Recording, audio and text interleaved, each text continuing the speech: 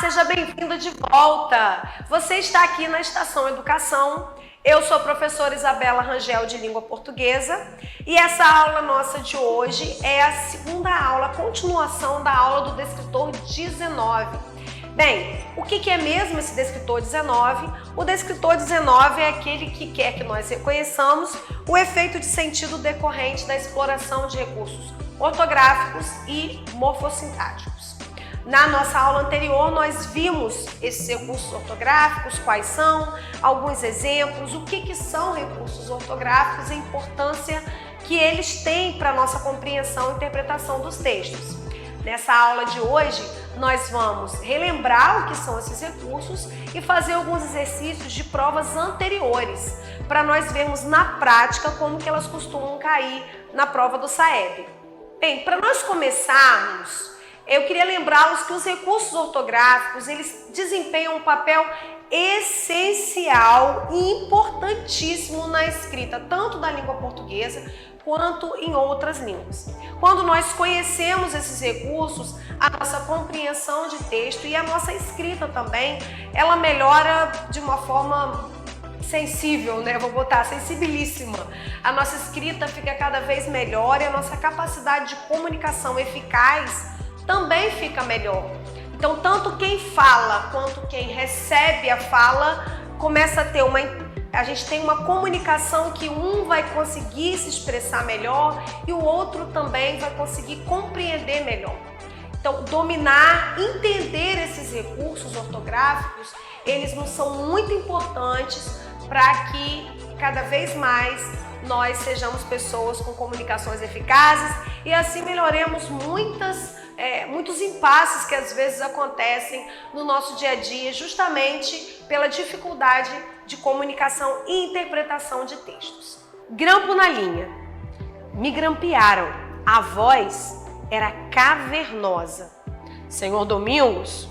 Sim, nós grampeamos seu telefone. O quê? Quem está falando? O senhor vai receber a fita já já.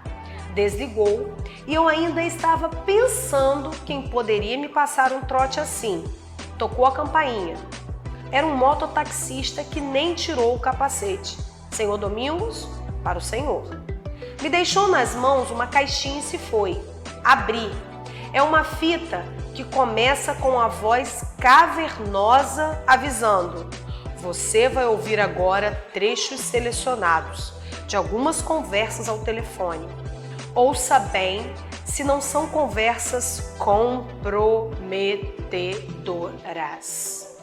A voz solta amplas reticências. Em seguida, vêm as gravações. Conspiração. Pellegrini?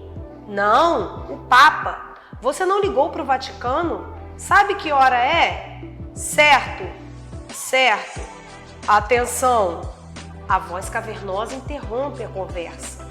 É claro que essa história de Papa e Vaticano é uma senha, pois o assunto é grave, é coisa de sociedade secreta ou grupo terrorista. E continua a conversa. Hein, Pellegrini? A voz cavernosa e vitoriosa. Quanto acha que vale essa fita?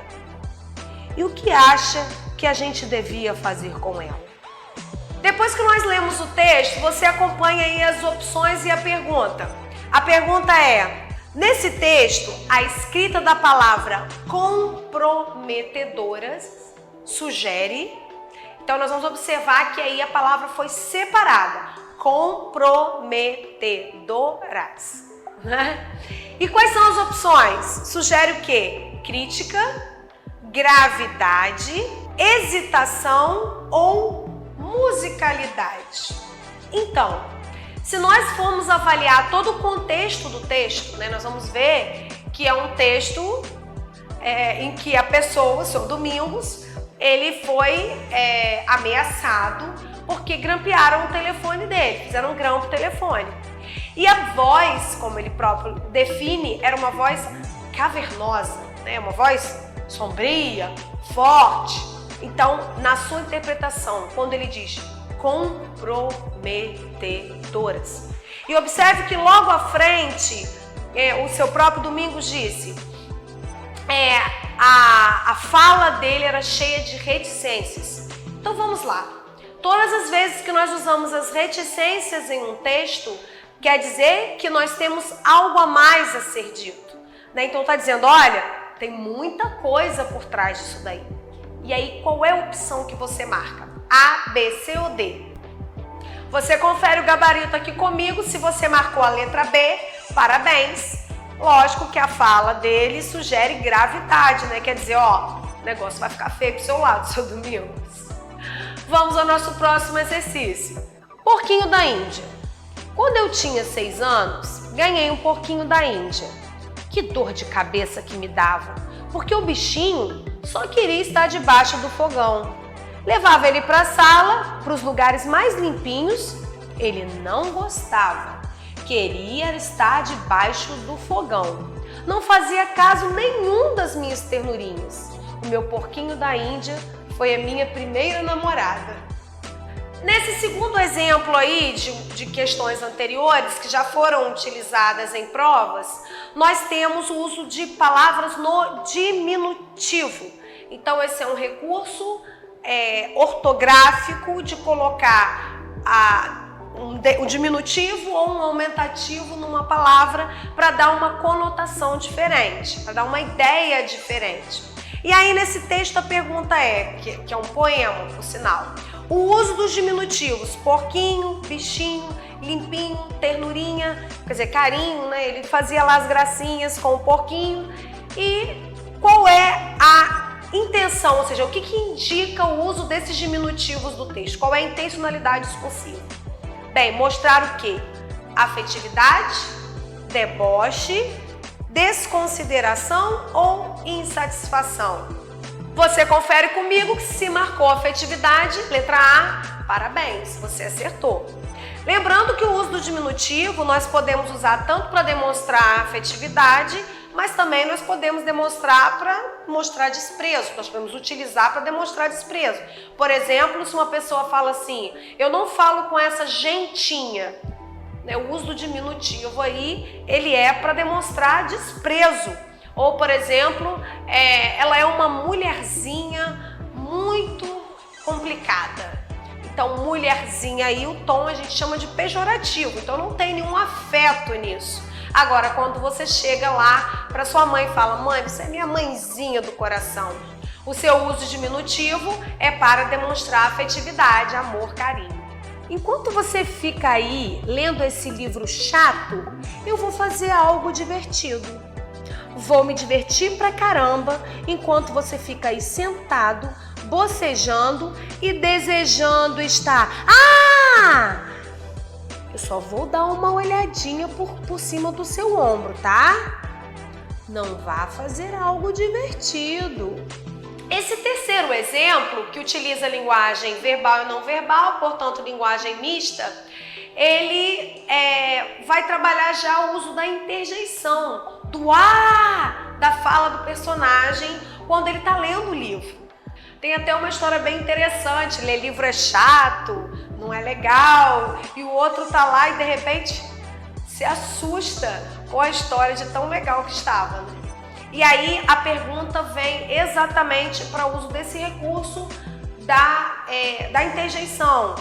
A expressão ou seja, a interjeição, ela demonstra o quê? O que ela quer expressar? E aí tudo depende do contexto, não é? Eu posso utilizar a expressão A para uma outra coisa. Você pode dizer assim, professora, eu hoje não vou poder estar na sala. Eu vou falar, a minha expressão aí já não é uma expressão de quem está assustado, como foi a expressão do gatinho. Vai ser uma expressão de quem está triste, né? De quem não gostaria que você faltasse aquele dia. E a pergunta é essa: dentro desse contexto aí, nesse texto, para que a expressão A foi utilizada? Para demonstrar alegria, animação, dúvida ou susto? Se marcou comigo, a última opção, susto. A expressão facial dele está muito clara de que ele levou um baita de um susto quando estava lendo a história, que devia estar bem interessante. Bem, na nossa aula de hoje nós vimos os recursos ortográficos, vimos alguns exercícios de provas anteriores no modelo SAEB. E se você ficou com alguma dúvida em relação a isso, volte lá no início do vídeo, nós temos outro vídeo também, outros vídeos com esse e outros conteúdos e de outras matérias, de outras disciplinas. Eu quero te agradecer muito por ter vindo comigo até aqui e eu espero você até a próxima aula, até o nosso próximo encontro. Até lá!